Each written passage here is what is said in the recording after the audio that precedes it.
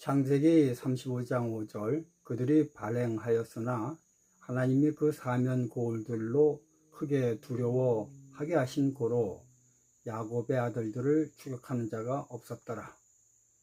오늘 설교 제목은 세계사가 증명하는 하나님의 남은 무리의 탄생입니다. 하나님이 세겜성 주변의 백성들에게 야곱의 백성들을 크게 두려워하는 마음을 갖게 한 것에 대해 그 유효 기간이 상당히 오래 지속된 것임을 나는 아래의 성경절에서 볼 수 있습니다. 창세기 37장 13절 14절 이스라엘이 요셉에게 이르되 내 형들이 세겜에서 양을 치지 아니하느냐 너를 그들에게로 보내리라. 요셉이 아비에게 대답하되 내가 그리하겠나이다. 이스라엘이 그에게 이르되 가서 내 형들과 양떼가 다 잘 있는 여부를 보고 돌아와 내게 고하라 하고 그를 헤브론 골짜기에서 보내매 이에 세겜으로 가니라. 만약 이때 야곱이 요셉을 보내지 않았다면 형들에 의해 애굽 땅의 종으로 팔려가지 않았을 것입니다.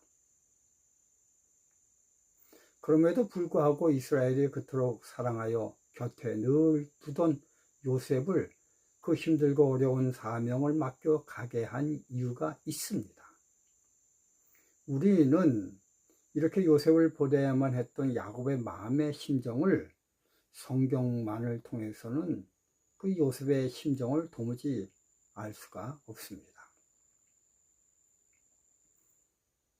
그러나 계시록 12장 17절 용이 여자에게 분노하여 돌아가서 여자의 남은 자손 곧 하나님의 계명을 지키며 예수의 증거를 가진 자들로 더불어 싸우려고 바다 모래 위에 섰더라. 이거를 통해서 간접적으로 우리가 알 수가 있습니다. 지구 역사가 막바지로 치닫을 때 하나님의 일을 위해 마지막으로 나타난 당신의 사업을 매조지할 남은 무리가 나타납니다. 이 남은 무리가 될 단체의 특징을 하나님께서는 두 가지로 있음을 성경을 통해 알 수가 있습니다. 첫째는 하나님의 계명을 지키며입니다. 이 뜻은 현재 하나님의 계명을 지키고 있는 무리를 가리킬 수도 있고 또 다른 뜻은 하나님의 계명이 사단에게 복속된 무리들에 의해 폐기되었는데 이 작은 무리들만이 힘들게 폐기된 하나님의 계명을 신실히 지키고 있다는 뜻을 내포하고 있습니다. 그렇다면 하나님의 10계명 중 어떤 계명이 사단에게 복속된 무리들에 의해 폐지되었습니까? 그것들 중 하나는 제2계명입니다. 우상을 섬기지 말라는 제2계명은 천주교에 의해 폐지되었습니다. 천주교회는 제2계명을 폐지하고 제10계명을 둘로 나눠 자기들이 짜깁기 한 10계명을 가지고 있습니다. 그러므로 현재 10계명은 프로테스탄트들의 교회가 가지고 있는 모세가 기록한 그대로의 10계명과 천주교회가 변개한 10계명의 두 가지 다른 10계명이 존재하고 있습니다. 그렇다면 왜 천주교회는 그토록 엄밀한 하나님의 10계명을 바꿀 생각을 하였을까요? 이걸 우리가 역사적으로 보겠습니다. 역사적으로 한 개의 로마 제국이 둘로 나뉩니다. 다 알듯이 동로마와 서로마입니다. 제가 고등학교 세계사 99쪽에 있는 주식회사 보진재가 펴낸 책을 보겠습니다. 이와 같이 민족의 대이동 속에서 나라를 유지하던 서로마 제국은 게르만 민족의 용병 대장 오도아케르에 의해 멸망하였다. AD 476년. 이 당시 세계사는요, 중국의 징기스칸에 의해 거대한 원나라 제국이 성립되고, 이 징기스칸의 군대에 밀려 훈족이 밀려납니다. 그런데 이 훈족에 의해 게르만 민족이 또 밀려납니다. 이 게르만 민족이 약해진 서로마 제국으로 밀려와 서로마 제국을 멸망시킵니다. 이렇게 게르만 민족에 의해 멸망당함으로 정치적으로 유럽 세계는 세력의 공백이 생기게 되었습니다. 이때 자연스레 로마 제국 국민들이 대부분 믿던 천주교회가 이 정치적 세력을 감당하게 됩니다. 그런데 이때 천주교회는 한 가지 교리에 의해 엄청난 회오리바람이 일어납니다. 그것은 바로 예수님을 하나님으로 인정하느냐 안 인정하느냐에 따라 아리우스파와 아타나시우스파로 나뉘어 싸웁니다. 이것이 바로 그 유명한 삼위일체 논쟁이죠. 그러므로 교회사에서 있어서 엄밀히 말하는 이단이란 삼위일체를 믿느냐 안 믿느냐로 분간합니다. 그 이외의 것들은 없습니다. 이때 천주교회는 예수님을 하나님으로 인정하는 아타나시우스파를 지지하게 됩니다. 그런데 그 당시 헤루리, 반달, 동코투 이 세 나라의 막강한 힘을 가진 이 세 나라는 천주교회와 반대로 아리우스파를 믿었습니다. 나중에 로마 천주교회는 이 세 나라를 멸망시키고 결국 교황 로마 천주교회가 탄생하게 됩니다. 세 나라 중 마지막으로 동코투의 멸망이 538년에 멸망합니다. 그러므로 이 해에 교황이 명실상부한 교회 황제가 되는 시작 연도가 되겠지요. 계시록 11장 3절 4절을 보겠습니다. 내가 나의 두 증인에게 권세를 주리니 저희가 굵은 베옷을 입고 1260일을 예언하리라. 이는 그 땅에 주 앞에 섰는 두 감람나무와 두 촛대니. 이 성경의 말씀대로 교황 로마 천주교회는 1260년 동안 유럽을 통치하는데 그들은 성경을 보면 이단이라고 죽이는 일을 하였습니다. 그 대신에 교회 회의인 공회의 회칙에 의해 교회와 국가를 다스렸습니다. 이것이 그 유명한 중세 암흑 시대인 것입니다. 우리가 이 시대의 상황을 너무나 다 학교에서 공부를 했지요. 이 기간은 AD 538년서부터 AD 1798년까지, 즉 성경 예언대로 1260년 동안 지속되었습니다. 그럼 왜 AD 1798년을 1260년의 마지막 해로 잡을까요? 그 해에 프랑스 대혁명이 일어났습니다. 그것으로 1260년을 우리가 끝을 삼지 않고 그 해에 나폴레옹 황제의 휘하 벌티어 장군에 의해 교황이 바티칸에서 아비뇽으로 유수가 됩니다. 포로로 아비뇽에 갇히게 되죠. 즉 날아가는 새도 떨어뜨리는 교황이 한갓 군대 장군에 의해 침통하게 황제에서 폐위되는 사건입니다.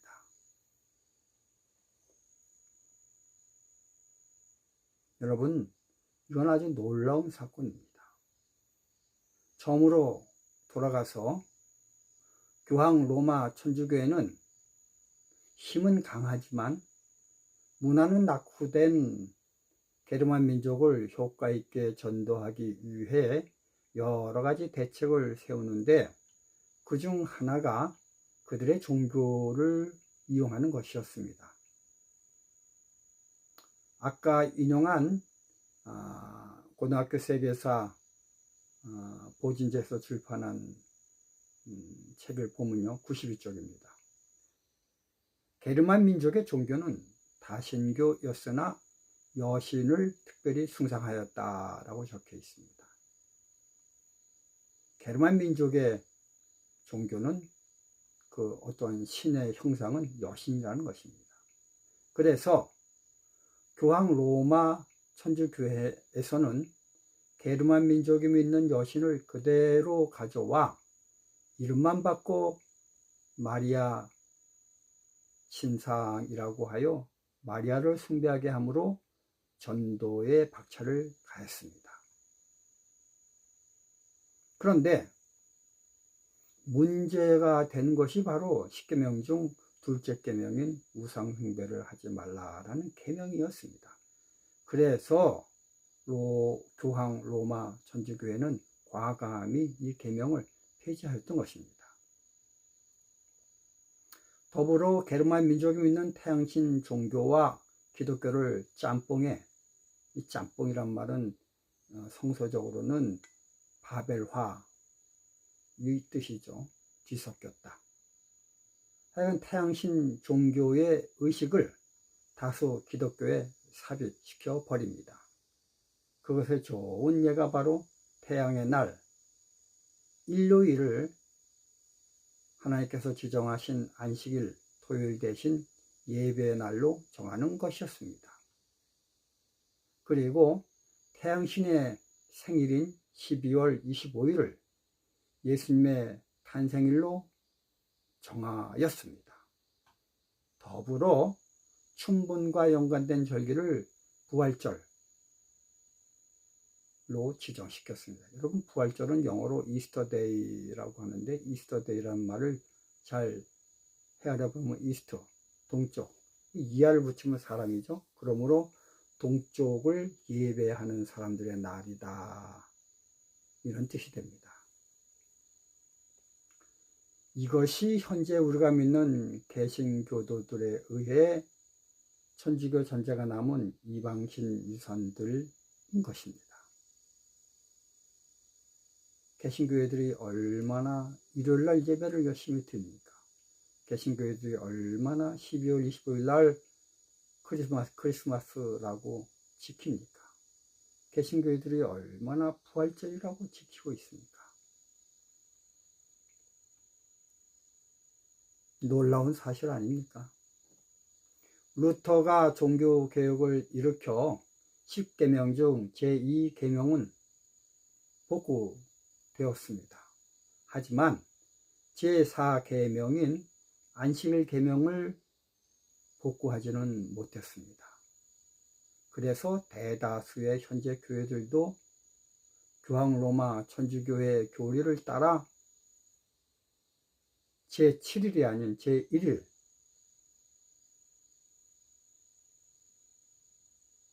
일요일을 예배날로 지키고 있습니다.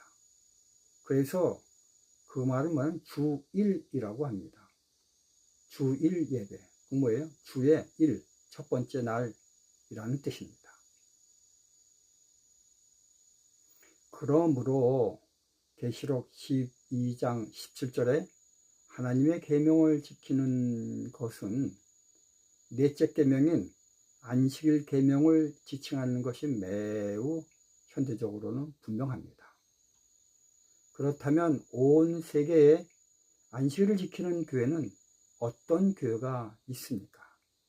그건 바로 그 이름 자체에 안식일을 집어넣은 제7일 안식일 예수 재림교회 뿐인 것입니다. 그러므로 이들을 가리켜 남은 무리라 칭함은 역사적으로 너무나 당연합니다. 자, 이제 첫째는 그렇고 둘째의 요구 조건을 봐야 되겠습니다.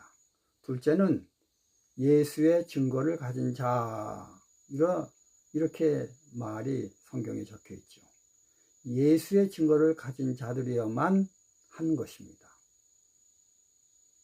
여기서 우리는 예수의 증거를 학문적으로 다른 사람의 논리로 풀지 말고 성경은 성경대로 풀어야 되는 원칙에 의거해서 성경 계시록 19장 10절을 보니 예수의 증거는 대언의 영이다 라고 확고하게 설명하고 있습니다. 여러분, 여기서 대언의 영이란 성경을 성령에 의해 대신 해석해주는 영이다 라는 뜻입니다. 그렇다면 하나님은 왜 남은 무리의 조건에 대언의 영을 삽입시키셨는지를 우리가 좀 역사적으로 따져봐야 되겠습니다. 여러분, 이것을 우리가 세계 역사를 보면 너무나 확실한 답을 얻을 수가 있습니다. 아까 말했듯이 교황 로마 천주교회는 천주교 교회 전통으로 하나님 말씀을 대신하여 통치하였습니다. 이것에 반기를 든 것이 1517년 마틴 루터에 의해 종교개혁이 일어난 것이 아니겠습니까? 마틴 루터는 종교개혁의 표대를 오직 성경, 솔라 스크립처 이렇게 정하고 그의 첫 사업을 어렵고 죽은 언어인 라틴어로 된 성경을 쉬운 평민들이 주로 쓰고 있는 살아있는 독일어로 번역을 한 것입니다. 그래서 성경을 신부의 손에서 평범한 성도들의 손으로 옮겨 주었습니다. 이게 바로 종교개혁의 의미입니다. 이처럼 개신교회는 성경의 유무가 생명인 것입니다.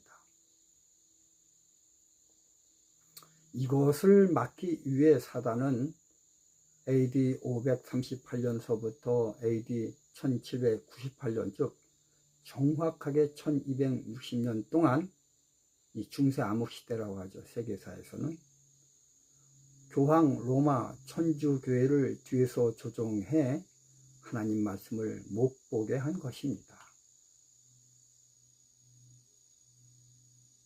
두 감람나무와 두 촛대는 신약과 구약을 말하고 있습니다. 종교개혁을 통해 성경을 손에 쥔 기독교는 기쁨으로 성경을 연구하였습니다. 그러나 여기 한 가지 문제가 발생하였습니다. 그것은 서로 사랑으로 말씀으로 교환하고 교제하고 연구한 것이 아니라 자기가 성경을 연구해서 밝힌 내용만이 유일한 진리라고 서로 주장하는 폐단이 나타난 것입니다. 그 결과 개신교회는 수백, 수천 교파로 나눠지게 되었습니다. 여러분, 한국에 있는 장로교회는요, 하나가 아닙니다. 거의 60여 개의 교파입니다. 그 대표적인 것이 켈빈입니다. 그는 스위스 제네바에서 장로교회를 일으켜 자기의 주장 이외의 성경 연구를 하는 사람들을 모두 죽이는, 그 교리로 죽이는 아주 끔찍한 사건을 일으킵니다. 이처럼 성경 해석이 무분별해짐으로 인해 오히려 성경 연구로 인해 신앙이 암흑세계로 흘러가는 상황이 되어버렸습니다. 이러한 상황 속에서 하나님은 자신의 말씀을 올바로 해석하는 풋대를 이 세상에 제시할 필요가 있게 되었습니다. 이게 바로 요한계시록 19장 10절에 하나님의 대언의 영이 나타나게 된 시대적 배경인 것입니다. 이 대언의 영은 하나님의 말씀인 성경을 폐하는 것이 아니라 그 성경 말씀을 오히려 더 높이는 역할을 해야 합니다. 그리고 성경 연구를 통해 하나님을 참된 사랑을 더 깊이 깨닫도록 참고서 역할을 해야만 합니다.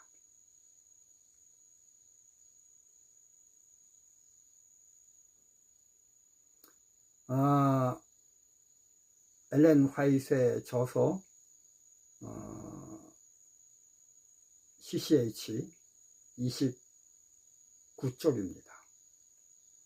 엘렌 G 화이트의 저서는 하나님의 율법을 높이며 사람들을 전폭적으로 인도한다.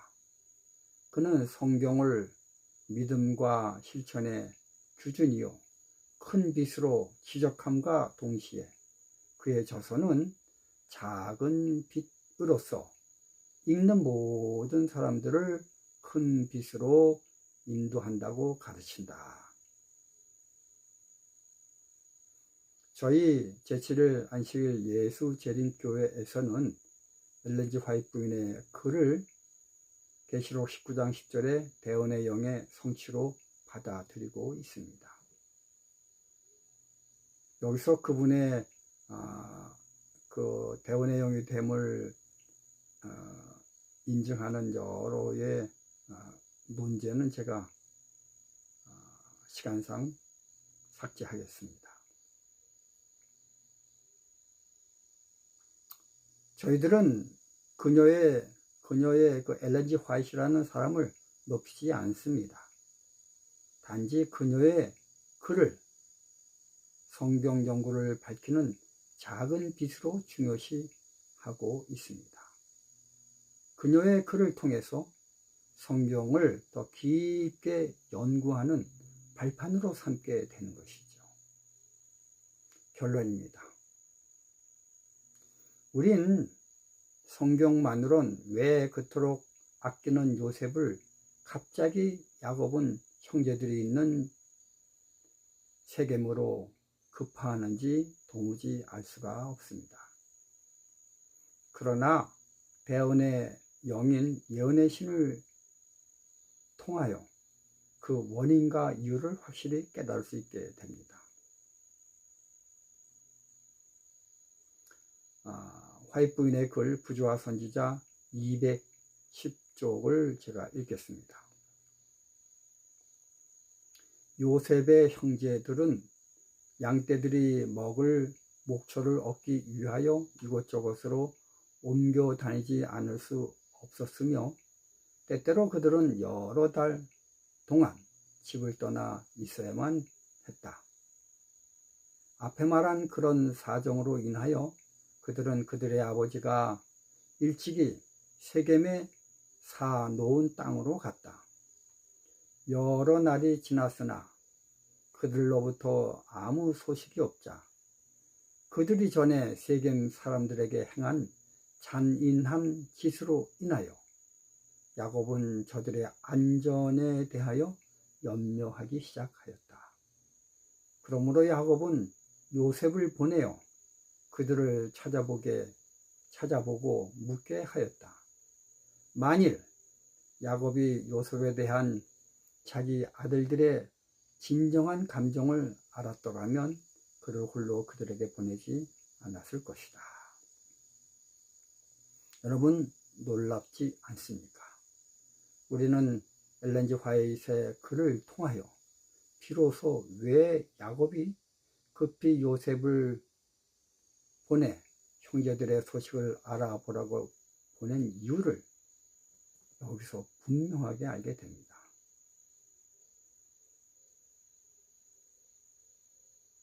이 얼마나 남은 무리의 예수의 증거인 대언의 영에 대한 작지만 그러나 확실한 증거입니까? 이것은 바로 세겜으로 갔기 때문이다. 그들이 전에 세겜 사람들에게 행한 잔인한 짓으로 인하여 야곱은 저들의 안전에 대하여 염려하기 시작하였기에 야곱은 요셉을 보낸 것입니다. 아마 야곱은 자기 자식들의 안전을 위하여 며칠 밤을 끙끙 앓았을 것입니다. 오죽했으면 요셉을 보냈겠습니까? 여러분, 그런데 성경을 보면요, 이 야곱이 요셉을 보내는 이것이 바로 터닝 포인트가 되어서 이스라엘 역사가 애굽에서의 소용돌이에 휘말리게 되며 그 결과 모세가 등장합니다. 그리고 그 모세에 의해 창세기가 기록되는 인류 최대의 역사적 사건이 일어난 것입니다. 오늘 우리는 하나님의 말씀이 이렇게 명확하고 하나님께서 인간사에 확고하게 나타나고 있음을 우리는 성경과 세계사를 통해서 아주 확실히 확인하는 사실을 보게 됩니다. 감사합니다.